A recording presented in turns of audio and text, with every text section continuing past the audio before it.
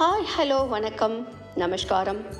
ஆன்மீகத்தை தேடி நிகழ்ச்சியில் அனுமன் ஜெயந்தி பற்றி பார்க்கலாம். மார்கழி மாத மூல நட்சத்திரம் நன்னாளில் அனுமன் அவதரித்தார். சிவசக்தி அருளால் தோன்றிய அனுமன் வாயுபுத்திரன், அஞ்சனை மைந்தன், ஆஞ்சநேயன் என்று திருப்பெயர்கள் கொண்டார்.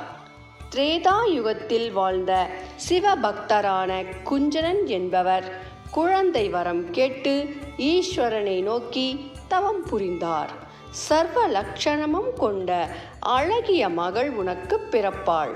அவளுக்கு பிறக்கும் மகன் எனது அம்சமாக தோன்றி வலிமையும் வீரமும் கொண்டு சிரஞ்சீவியாக வாழ்வான் என்று ஈசன் வரமளித்து மறைந்தார்.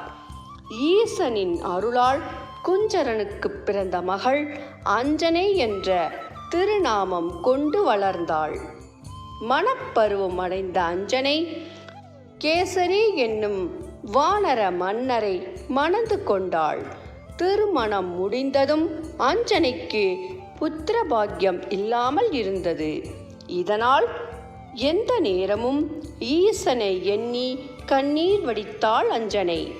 பக்தியும் நற்குணங்களும் கொண்ட அஞ்சனையின் நல்ல குணங்களை மெச்சி தர்ம தேவதை அவளின் முன்னே தோன்றி, அஞ்சனையே, நீ மாலவன் வீற்றிருக்கும் திருவேங்கடமலைக்கு உன் கணவருடன் சென்று தங்கி ஈசனை குறித்து தவம் செய்.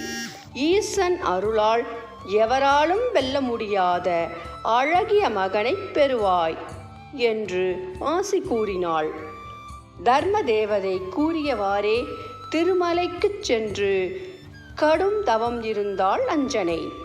பஞ்சபூதங்களும் வியக்கும் வண்ணம் அவள் இருந்த தவம் கண்டு வாயுதேவன் மகிழ்ந்தார். ஈசனின் ஆணைப்படி அஞ்சனையின் தவத்தை மெச்சி வாயுதேவன் ஓர் அற்புத கனியை பரிசளித்து ஆசீர்வதித்தார். அந்த கனியை உண்ட அஞ்சனை கருவுற்றாள். மார்கழி மாத மூல நட்சத்திர நன்னாளில் அனுமன் அவதரித்தார். சிவசக்தி அருளால் தோன்றிய அனுமன் வாயுபுத்திரன், ஆஞ்சனை மைந்தன், ஆஞ்சநேயன் என்று திருப்பெயர்கள் கொண்டார்.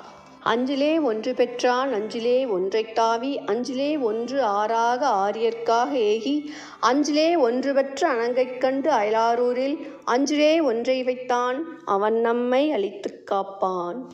ஜெய் ஸ்ரீராம், ஜெய் ஸ்ரீராம்.